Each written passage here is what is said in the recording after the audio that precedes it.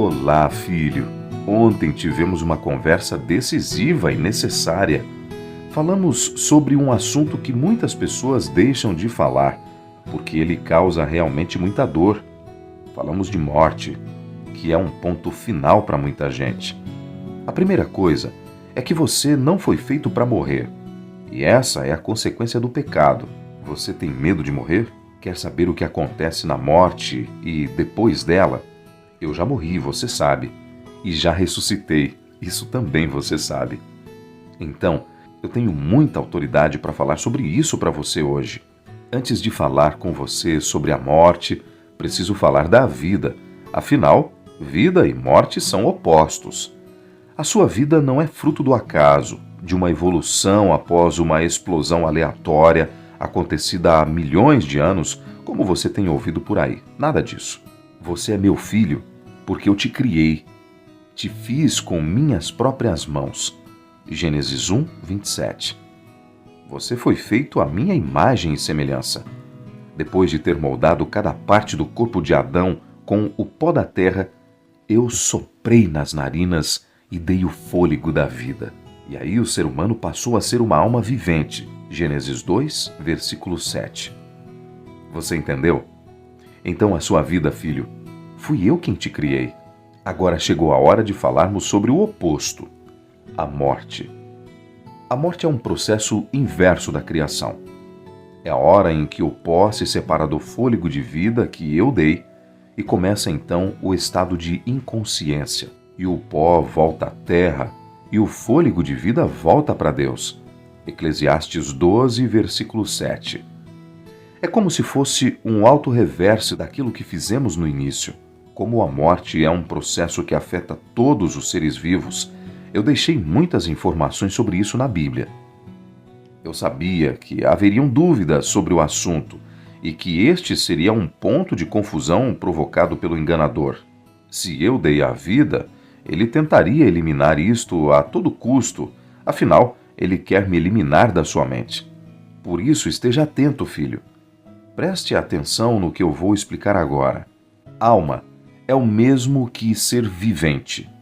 Então, toda vez que você ler esta palavra na Bíblia, saiba que é uma referência à pessoa, a você, um ser humano completo. É que existem muitas versões bíblicas, traduções diferentes, linguagens diferentes. Quando eu digo que a alma é minha, Ezequiel 18, 4 e 20, a palavra usada no original é nefresh. É o significado da junção do pó da terra com o fôlego da vida. É muito difícil falar de morte para mim, porque sei como é. Eu passei por ela. Eu sei sobre o futuro sem morte, mas entendo que a morte causa muita dor agora. Este não era e nunca foi o nosso plano ao criar o homem. Criamos o homem para viver eternamente, sem dor, sem sofrimento. Você provavelmente lembra que te falei sobre isso dias atrás. Embora uma vida perfeita e eterna para a humanidade fosse o nosso plano, demos a Adão e Eva o direito de escolher a quem obedecer. Você deve se lembrar, mas eu vou repetir. Coloquei uma árvore no centro do jardim, e desta eles não deveriam comer, porque se comessem, morreriam. Gênesis 2, versículos 16 e 17. Havia muitas árvores no jardim, e eles tinham a opção de comer desta ou não. Mas Eva se afastou de mim e decidiu dialogar com o perigo. Se arriscou. Ela estava ciente da proibição, mesmo assim foi enganada. Filho, Satanás age assim ainda hoje. Ele mistura uma verdade com a mentira de maneira sorrateira para enganar os meus filhos. Desde que ele se rebelou no céu, Satanás quer formar o seu próprio reino, o seu exército. E a quantos ele puder enganar, ele vai fazer. Naquela conversa, Eva ouviu a serpente dizer assim: "Vocês não morrerão." Gênesis 3, 4. E desta maneira, ela convenceu a Eva a comer, e depois Adão também comeu. E o que aconteceu você já sabe. A morte passou a existir. Esta mentira de que não há morte é a mesma que é propagada nos dias de hoje. e que você já deve ter ouvido. Alguns dizem que a alma é imortal, outros ensinam que a pessoa que morre volta reencarnada. Você vê como o engano continua a rondar você há milhares de anos? Nada disso que falam é real. E eu deixei isto bem claro na Bíblia, para que ninguém tenha dúvida. Outra coisa que tem provocado dúvidas entre as pessoas é a suposta aparição de mortos. Esta é mais uma obra de Satanás para enganar as pessoas. Não se ofenda, filho. Mesmo que alguém da sua família ou muito querido tenha visto ou mesmo supostamente aparecido, isso é engano para te separar de mim. Os mortos não devem ser consultados. Deuteronômio 18, versículos 10 e 11. Porque, como já disse, eles não sabem nada. Satanás tem habilidades de se travestir, aparecer até como anjo de luz para enganar as pessoas. Os vivos sabem que vão morrer, mas os mortos não sabem de nada, não sentem, não têm memória, não têm projetos. Nenhuma ação pode ser feita por alguém que já morreu.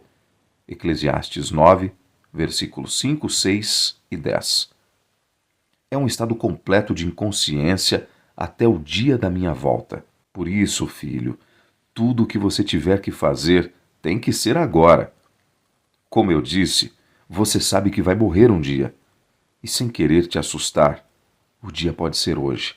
A outra coisa que você sabe agora é que depois de morto, você não pode fazer nada nem tomar decisões sobre o seu futuro. Na morte, o seu destino é imediatamente selado. A morte terá fim na minha volta. Todos os que estão mortos serão ressuscitados, e aqueles que dormiram acreditando em mim serão chamados para a vida eterna. 1 Coríntios 15, versículos 21 a 23.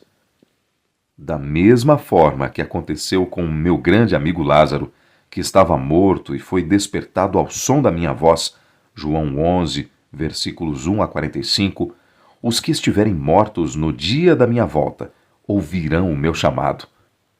Você terá a oportunidade de reencontrar seus entes queridos, que vão aparecer já transformados nesta viagem até a casa que eu estou preparando para todos vocês. Mais uma vez, filho, eu te chamo. A minha insistência é por amor. Se você quiser permanecer ao meu lado e ter direito à vida eterna, o momento é agora. Cele a sua vida comigo. Decida viver e caminhar ao meu lado, garantindo a posse da graça que recebeu quando eu mesmo morri em seu lugar. Aceita, filho. Até amanhã.